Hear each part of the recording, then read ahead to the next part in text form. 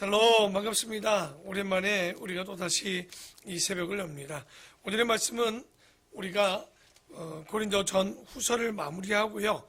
오늘은 사도행전 19장으로 다시 한번 돌아가야 될 것 같습니다. 사도행전 19장 21절 이하의 말씀이긴 하는데요. 우리가 지난번에 고린도 전서를 어디서 봤는가? 우리가 8절부터 잠깐 읽어보도록 하겠습니다. 19장 8절입니다. 바울이 회당에 들어가서 석 달 동안 담대히 하나님 나라에 관하여 강론하며 권면하되 어떤 사람들은 마음이 굳어 순종하지 않고 무리 앞에서 이 도를 비방하노를 바울이 그들을 떠나 제자들을 따로 세우고 두란노 서원에서 날마다 강론하니라. 뒤에 동안 이같이 하니 아시아에 사는 자는 유대인이나 헬라인이나 다 주의 말씀을 듣더라. 이렇게 나옵니다. 여기가 어디입니까? 아마 고린도를 개척하고 고린도에서 1년 6개월 동안 있은 이후에 그곳에 후임 사역자로 누가 서게 되냐면 아볼로, 그리고 그 가운데 브리스길라와 아굴라도 고린도 교회에 그쪽에 있었고, 그때 바울은 어디에 지금 와 있는 상황이었냐면 에베소에 와 있었죠. 그래서 두란노 서원에서 매일마다 3개월을 가르치고 난 이후에 또 다시 그곳에서 몇 해 동안, 2달 동안 그곳에서 전심을 다해 말씀을 가르치고 있었다. 여기서 어디에 소식을 듣게 됩니까? 고린도 교회의 소식을 듣게 되었었죠. 여러 가지 통로가 있었지만 아볼로도 그곳에 있지 못하고 고린도 교회 문제 가운데 당파가 나눠지고 아볼로가 그의 은사를 받지 못한, 방언의 은사가 없다고 하여서 어떻게 보면 고린도 교회에 어려움을 당해서 결국은 에베소로 지금 아볼로가 와 있는 상황 가운데 여러 가지 통로로 고린도 교회의 문제점을 좀 들었었던, 우리가 거기서 고린도 전서를 보내고 우리가 그때도 얘기했지만 고린도 전전서가 먼저 있었고요. 그 이후에 고린도 전서, 그리고 고린도 후서 10장에서 13장까지의 이야기를 들었고, 그리고 나서 1장부터 9장까지의 이야기를 통해서 그들을 위로하고 처음에는 그들에게 굉장히 권면하고 약간의 책망의 이야기를 했지만 결국은 대조를 통해서 그곳이 정리되었고 돌아와서 그곳이 변화되어서 이제는 바울이 다시 한번 그들에게 마지막 편지를 통해서 위로하고 그들에게 권면하는 내용들을 우리가 고린도 후서 1장에서 9장까지의 이야기를 보았습니다. 그리고 나서 19장 21절을 이제 우리가 들어갑니다. 21절에 보면 이 일이 있은 후에라고 나오죠. 이 일이 있은 후에라는 것은 에베소 사역을 다 마무리하는, 그러니까 아마 바울이 에베소에서 3년 정도의 사역을 하는데, 그때 좀 전에 말씀드렸던 것처럼 고린도 전서를 쓰고 후서를 디도에게 보내고 그 모든 것이 정리하고 나니까 이제 좋게 얘기한 이후에 고린도 후서 1장부터 9장까지 보면 굉장히 말씀들이 유하죠. 유하면서 뭐라고 그들에게 권면합니까? 우리가 예루살렘 교회를 위해서 뭐 하자라고 얘기했습니까? 기억나시나요? 이제 연보하자라는 이야기들을 좀 했을 겁니다. 그래서 이 연보한 것을 가지고 오늘의 본문에서는 이제 마게도니아를 거쳐 아가야를 거쳐 로마로 간다라는, 그러니까 21절 한번 볼까요? 이 일이 있은 후에 바울이 마게도니아와 아가야, 이 아가야는 우리가 어디를 봅니까? 고린도라고 보지요. 그래서 아가야를 거쳐 예루살렘에 가기로 작정하여 이르되, 내가 거기 갔다가 후에 어디를 돌아본다고요? 로마로 자신이 가려고 하는 큰 스케줄을 얘기합니다. 그래서 22절에 보면 자기를 돕는 사람들 중에 디모데와 에라스도 두 사람을 마게도냐로 보내고 자기는 아시아에 얼마 동안 더 있으니라. 그러니까 지금 에베소 쪽에 있다가 오히려 이제 유럽 쪽으로 먼저 한 번 더 건너가려고 하는 장면입니다. 그러니까 여기 보면 바울의 사역도요, 우리 아름다운 본계도 동일하지만 첫 해부터 10주년이 되는 동안 똑같냐? 그렇지 않습니다. 뭔가 어떤 일들을 진행할 때 조금은 달라지고 방법이 생깁니다. 곧 이야기는 바울이 처음에 전도 1, 2차를 다닐 때는 어떻게 하냐? 같이 움직이고 같이 떠나고 같이 돌아오고 이런 방식이었다면 3차 에베소에서 좀 머물고 난 이후에 마게도냐로 지금은 22절에 누구를 먼저 보냈다고 나옵니까? 디모데와 에라스도를 보냈다라는 이야기가 나오죠. 선교에 있어서 체계가 생긴 겁니다. 뭐냐? 우리도 수련회를 갈 때 어떻게 먼저 가죠? 선발대, 그리고 본진, 그리고 마지막에 누가 옵니까? 후발대가 오죠. 동일하게 바울도요, 자기가 가서 사역을 준비하고 사역을 하고 정리하고 돌아오려면요, 시간이 굉장히 걸립니다. 그러니까 바울이 지금 뭘 먼저 하냐? 디모데와 에라스도를 먼저 보내서 전도 사역을, 선교 사역을 준비하고 본진에 바울이 떠나고 그리고 또 떠나고 난 이후에 후진에 또 사람이 남아서 거기를 정리하고 이런 식의 조금 어떤 시간들을 아낄 수 있게 되겠죠. 바울이 3년 사역했을 때 처음 3년 사역이라고 말하지만 3개월 준비하고 좀 하다가 또 본진을 준비하다가 후발대가 정리하고 돌아오는 이런 일들이 있으려면 좀 오랜 시간이 걸렸다면 이제는 먼저 가서 1, 2개월 누가 먼저 준비하고 그리고 본진이 가서 말씀을 전하고 떠나고 나면 후진이 거기를 정리하고 돌아오는 이런 일들의 이런 많은 시간들을 정리할 수 있는 그런 선교 사역의 체계가 생깁니다. 그래서 우리도 교회나 목장이나 혹은 우리의 사역 가운데 만약 주먹구구식으로 일들을 해서는 안 됩니다. 그러니까 대체적으로는 대충 뭐라 할 것 같지만 요즘 예를 들까요? 우리가 여러분이 보시면 지난주에 아직콩 마켓을 진행했어요. 그러면 대부분에 보면 마이크도 좀 끊기고 영상도 끊기니까 별로 준비 없이 그렇게 한 줄 알 것 같지만 여러분 이 사역을 위해서 이미 2달 전부터 사람들이 준비를 했고 여러분이 보기엔 조금 미숙해 보여도 아직콩 마켓도 정말 여러분이 그 사진에 올라오는 것도 2주 전부터 이미 사진만 2주를 찍었습니다. 그리고 그걸 준비해서 올리는 사람들의 수고가 있었기 때문에 우리가 그냥 편하게 쉽게 이 일들을 하는 것처럼 보이지만 이걸 그냥 처음 같이 하고 같이 막 이렇게 했다면 벌써 이거 몇 개월 더 걸릴 일이었다는 겁니다. 그러니까 이렇게 모든 것은 체계가 좀 있어야 되는 거죠. 그리고 23절에 그때쯤 되어 이 도가 뭐겠습니까? 예수 그리스도의 도로 말미암아 적지 않은 소동이 에베소에 있었습니다. 왜냐? 그때 데메드리오라고 하는 어떤 은장색, 여러분 은장색이 뭡니까? 아마 이 사람이 깎고 도금하고 이런 걸 만들어서 우상을 만드는 사람이었습니다. 그 은장색이 은으로 아데미의 신상 모형을 만들어 직공들에게 적지 않은 벌이를, 돈을 벌 수 있는 길들을 만들어줬단 말이죠. 그런데 그가 그 직공들과 그러한 영업하는 자들, 그게 뭐냐면 동종업자들이겠죠. 은장색들이 모아 이르되 여러분도 알거니와 우리의 풍족한 생활이 이 생업에 있었는데 바울이라는 사람이 에베소뿐 아니라 거의 전 아시아를 통하여 수많은 사람을 권유하여 말하되 사람의 손으로 만든 것은 신이 아니로다 하니 이는 그대들도 보고 듣지 않았느냐. 그러니까 바울의 선교의 표제어는요 복잡하지 않았습니다. 뭡니까? 에베소 지역에는요 아데미 신전이 있었고 아데미 신을 믿는 많은 사람들이 있었단 말이에요. 그러니까 풍요의 신입니다. 그 가슴에 굉장히 많은 가슴을 이렇게 달고 있는 유방이 16개나 달렸다라고 하는 이 아데미 신전. 아마 여러분이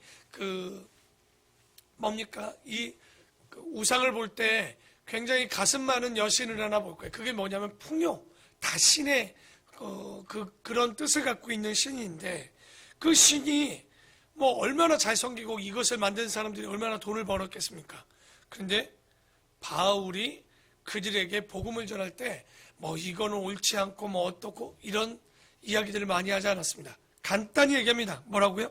우리 26절에 아마 여러분 책에 줄 쳐놨을 거예요. 뭐라고? 사람의 손으로 만든 것들은 뭐가 아니다? 신이 아니다라고 되어 있었다는 거예요.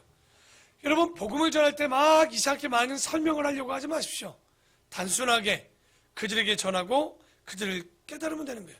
우리 하나님이 진짜 신이고 너희 사람이 손으로 만든 것은 신이 아니다.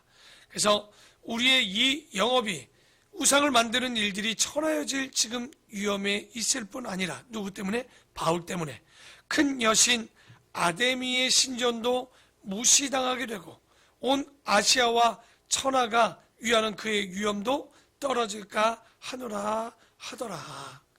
그들이 이 말을 듣고 분노가 가득하여 외쳐 이르되 크다 에베소 사람의 아데미여 하니 온 시내가 요란하여 바울과 같이 다니는 마게도냐 사람 가이오와 아리스타고를 붙들어 일제히 연극장으로 달려 들어가는지라. 제가 여기 연극장을 좀 가봤어요. 에베소. 그러니까 지금 그리스죠. 아니죠. 그리스가 아니라 그 에베소 쪽인데, 에베소에는 지금도 뭐 아고라가 있고 산비탈을 깎아 제가 막 그쪽 지역의 모든 신전들이나 이런 연극장을 가보면 몇 명이 들어가는 줄 압니까? 깜짝 놀랄 겁니다. 24,000명이 들어가는 연극장이에요. 꽤 대단하죠, 여러분. 24,000명이면 어마어마한 숫자입니다. 적지 않은 숫자가 들어가는데 그들이 지금 아리스타고와 가이오라는 사람들도 같이 이 연극장으로 막 사람들이 몰려가는 거예요. 30절에 보니까 바울이 백성 가운데로 들어가고자 하니 제자들이 말립니다. 그 제자들이 누군지는 모르겠고요. 또 아시아 관리 중에 바울의 친구된 어떤 이들이 그에게 통지하여 연극장에 들어가지 말라. 왜? 위험할 수 있는 거죠. 지금 이 상황이, 이 일들이 바울을 통해서 일어나기는 했거든요. 그러니까 사람들이 외쳐 어떤 이는 이런 말을, 어떤 이는 저런 말을 하니 모인 무리가 분란하여 태반이나 어찌하여 모였는지 뭐 했다고요? 되게 웃긴 거예요. 지금 사람들이 우하고 몰려가는데 왜 모이는지 몰라요. 그런데 사람들의 음성을 들렸어요. 뭐라고? 크다 아데미요. 그러니까 뭐 아데미요? 아데미? 아데미가 뭔데 하면서 사람들이 몰려 들어가니까 어떻게 된 거예요?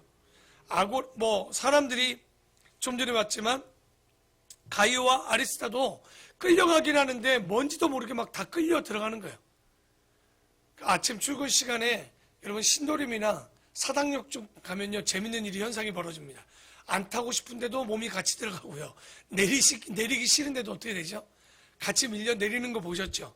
사람들이 웅성웅성 24,000명이 연극장으로 막 몰려 들어가니까 왜 뭐야 무슨 일인지 무슨 말인지도 모르고 사람들이 몰려 들어갔다는 거죠. 그러면서 33절에 유대인들이 무리 가운데 알렉산더를 권하여 앞으로 밀어내니 알렉산더가 손짓하며 백성들에게 변명하려 하나 그들은 그가 유대인인 줄 알고 다 한 소리로 외쳐 이르되 크다 에베소 사람의 아데미여 하기를 2시간이나 그 소리만 지르고 앉았는 거예요. 지금 그랬더니 서기장이 무리를 진정시키고 이르되 에베소 사람들아 에베소 씨가 큰 아데미와 제우스에게서 내려온 우상의 신전지기가 된 줄을 누가 알지 못하겠느냐. 이 일이 그렇지 않다 할 수 없으니 너희가 가만히 있어서 무엇이든지 경솔히 아니하여야 하리라. 이 서기장이요 굉장히 합리적이고 좀 똑똑한 것 같아요. 그랬더니 그러나 신전의 물건도 도둑질하지도 아니하였고 이제 이 서기장이 합리적으로 얘기합니다. 저들이 우리 여신을 비방하지도 아니한 이 사람들을 너희가 붙잡아 왔으니 잘 보십시오. 사람의 손으로 만든 것은 신이 아니다라고 그랬지 아데미가 신이 아니라고 얘기하거나 바울이 이런 얘기를 한 적은 없습니다. 그러니까 굉장히 크게 뭉뚱그려서 얘기한 거예요. 그러니까 서기장이 봤을 때는 뭐 아데미를 특별히 지적해서 뭐라고 한 것은 아니잖아요. 그 밑에 있던 사람들도요. 그러니까 만일 누가 이걸 고소했습니까? 아까 소리 질렀습니까? 데메드리오라는 은장색이 사람들 동종업자들 모아서 막 이렇게 그들의 마음을 흔들어 놓지 않았습니까? 그러니까 데메드리오와 그와 함께 있는 직공들이 누구에게 고발할 것이 있으면 차라리 재판날도 있고 총독들도 있으니 피차 고소할 것이요 법적으로 절차를 좀 따르고 하면 될 것 아니냐. 만일 그 외에 무엇을 원하면 정식으로 민회에서 결정할지라. 오늘 아무 까닭도 없는 이 일에 우리가 소유 사건으로 책망받을 위험이 있고 우리는 이 불법 집회에 관하여 보고할 자료가 없다 하고 그 모임을 흩어지게 하니라. 그러니까 어쨌든 지금 에베소에서 일어난 이 모든 일이 누구 때문에 시작된 거예요? 시작은 바울 때문에 그랬던 거죠. 그러니까 바울 때문에 소동이 일어났지만 솔직히 뭐 큰 죄가 있고 뭐 고소당할 일을 한 것은 아니죠. 제가 뭐 이 나라 정부에 대해서 강단에서 간단히 얘기한다고 해서 끌려갑니까? 그럴 일은 아니잖아요. 동일하게 이 서기장이 볼 때 이건 큰 일들이 아닌데 그냥 사람들이 선동적으로 뭔지도 모르면서 크다 아데미어 하면서 그냥 몰려들어가 연극장에 들어가서 지금 에베소에 있었을 때 바울에게 이런 어려움이 생겼었다는 것을 오늘 이야기합니다. 그리고 20장 1절에 보면 바로 나오죠. 소요가 그침에 바울은 제자들을 불러 권한 후에 작별하고 떠나 마게도냐로 넘어갑니다. 그 지방으로 다녀가며 여러 멀로 제자들에게 권하고 헬라에 이르죠. 그러니까 마게도냐 짝을 지나서 지금 어디로 가냐? 헬라. 그러니까 여러분 근데 우리가 바울 서신을 볼 때 똑같은 말이 한 단어로 쓰입니다. 헬라, 고린도, 아카야 다 같은 말입니다. 그러니까 이렇게 그들이 같은 말을 쓰고 있는 거예요. 지금 이 고린도 쪽으로 이동했다는 겁니다. 거기에 이르러 거기에 몇 달 동안? 석 달 동안 있다가 그 옆에 써놓으세요. 뭐라고? 로마서 기록했다. 그러니까 거기서 고린도에서 로마서를 기록합니다. 그러니까 석 달 동안 있다가 배를 타고 수리아. 여기서 말하는 수리아는 어디냐면 여러분 바울이 항상 선교지를 시작하는 곳이 어디였어요? 수리아 안디옥에서 출발해서 여러분 그 선교지를 갔다가 다시 수리아 안디옥으로 돌아가거든요. 바울이 다시 말해서 헬라에 석 달 동안 있다가 배를 타고 가려고 그랬어요. 어떻게? 수리아 안디옥으로 가고자 할 때 그때 유대인들, 다른 사람들이 아닙니다. 유대인들이 자기를 해하려고 공모함으로 거꾸로 마게도냐를 거쳐서 돌아가기로 작정하니라. 이거 말은 되게 쉬운데요. 고린도에 3개월 동안 있다가 로마서를 하고 집회도 하고 다 한 이후에 이제 먼저 정리를 할까요? 거기서 로마서를 기록했다고 그랬죠. 누구를 통해서 이 로마서를 로마에 전달합니까? 갱그리아 교회 베베라는 여집사를 통해서 로마서를 전달합니다. 그리고 예루살렘으로 돌아오려고 했어요. 그런데 여기 수리아 안디옥까지 가는데 배를 타고 가면 굉장히 수월합니다. 그리고 여기 안독이라는 곳이 알고 보면요 굉장히 큰 도시예요. 동로마 서로마 막 이럴 때 동로마의 수도가 콘스탄티노플이라고 되어 있는데 그 거점 도시가 수리아 안디옥일 만큼 굉장합니다. 그래서 3대 도시 하면 로마, 알렉산드리아 그리고 안디옥, 이게 세계 3대 도시라고 얘기할 수 있을 만큼 굉장히 번영한 도시였는데, 그런데 여기 3절에 보니까 원래는 마게도냐를 거쳐 돌아가기로 작정했는데, 참 우리가 배를 타고 가면 간단한데 마게도냐를 거쳐서 간다. 이게 얼마나 힘든 일이냐면 여기 지역을 지나가려고 그러면요 이게 한두 달에 가는 게 아니에요. 굉장히 먼 길로 돌아가는 거예요. 배를 타면 한 1, 2개월이면 갈 길을 이제 그 길을 걸어서 가려니 굉장히 어려운데, 가는 길에 그러면 어떡하냐? 어차피 지나가면서 연보를 모아서 그 연보를 줄 때요, 여러분 여기서 보면 알지만 그 연보를 전할 때 항상 바울의 마음에 있는 게 있어요. 선한 일을 할지라도 공정하게 의심받지 않도록 노력하는 사람이 바울입니다. 우리가 여기서 이런 마음들을 좀 알아요. 어떤 일들을 할 때 혼자 하지 않습니다. 왜냐하면 바울이 돈과 관련된 일에 있어서 절대 자기가 주관하지 않아요. 다시 말해서 고린도 교회에서 연보를 얻으면 어떻게 하죠? 떠날 때 그 대표자를 데리고 그 헌금은 그가 들고 같이 움직입니다. 왜? 문제가 생길 수 있기 때문에. 바울이라는 믿음 있고 우리가 신뢰할 만한 사람이지만 바울은 모든 일을 공명정대하게 일들을 진행하려고 하죠. 그래서 오늘 이 바울이 여기까지 보면서 우리가 이제 20장 3절에 석 달 동안이라는 이야기를 이제 여기서 로마서, 고린도에서 로마서를 기록하고 마게도냐를 거쳐서 아가야를 거쳐서 이제 수리아 안디옥으로 가는데 배를 타지 못하니 얼마나 고생했는지. 그러니까 정말 그 가는 길들이 꽤 오래 걸리지 않았을까. 참 제가 이 말씀을 정리하면서 바울이라는 분이 정말 주님의 자녀고 주님 앞에 일하는 사역자지만 잘 보십시오. 그 일들이 형통한지 어려움이 많은지. 우리가 고린도 후서에서도 봤지만 11장에서도 봤지만 바울이 사역 중간쯤에 받았던 고난의 내용들만 읽어봐도 우리가 정말 저것들을 다 감당할 수 있을까? 예수 믿는데 저런 고난들이 우리 앞에 있다라고 했을 때 우리는 그 길을 멈출까요? 갈까요? 멈출 일들이 많을 겁니다. 그러나 바울의 신앙은 직진입니다. 그러니까 그가 길을 돌아갔다 이런 얘기가 아니라 믿음에 있어서는 굳히지 않고 가야 될 길들은 어떻게 가는 사람입니까? 끝까지 가는 거예요. 여러분, 그게 간단하지 않다라고 말씀드리고 싶은 건 그의 길들은 절대 형통하지는 않았습니다. 그러나 그는 그 길을 어떻게 갔습니까? 두렵고 어려운 길들이었지만 믿음으로 형통하게 그 길을 걸었다라는 거예요. 오늘 이 말씀을 정리하면서 여러분, 우리가 이 삶들, 우리의 신앙들, 주일날 은혜 받았다라고 말씀 가운데 깨달았다고 해서 우리의 길이 형통하냐? 절대 그럴 일은 없을 겁니다. 바로 그 말씀이 우리를 때릴 것이고 그 말씀이 우리를 굉장히 어렵게 만들 겁니다. 그러나 믿음 있는 바울과 같은 분들은 그 길은 어렵지만 그 길을 걷는 그의 마음은 형통했다는 거예요. 오늘 이 시간 이 말씀을 새벽에 여는 우리 모든 성도들에게 말씀을 듣고 따르는데 왜 나의 삶은 이렇게 녹록지 않을까? 그게 특별하거나 굉장한 일이 아니라 우리가 믿음 생활하면서 해서 우리의 환경은 당연히 그럴 수밖에 없는 거예요. 오히려 우리가 가는 길이, 여러분 우리가 누가복음에도 봤지만 우리가 가는 길이 형통하고 이 땅에서 상을 받으면 오히려 하늘나라에서 받을 상이 있다 없다? 없다라는 거예요. 오히려 이 땅에서 사람 때문에, 교회 때문에, 누구 때문에 어려움 당할 수 있습니다. 그건 당연한 일이에요. 그러나 그 길을 걷는 우리의 믿음은 흔들려서는 안 된다는 거예요.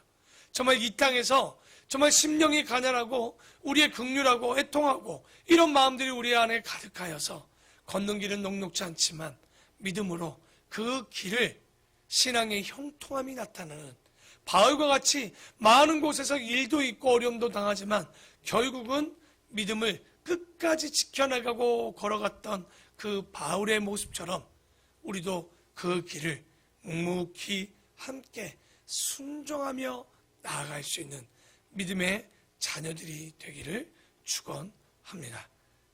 우리 내일부터는 로마서를 보도록 하겠습니다. 기도하겠습니다.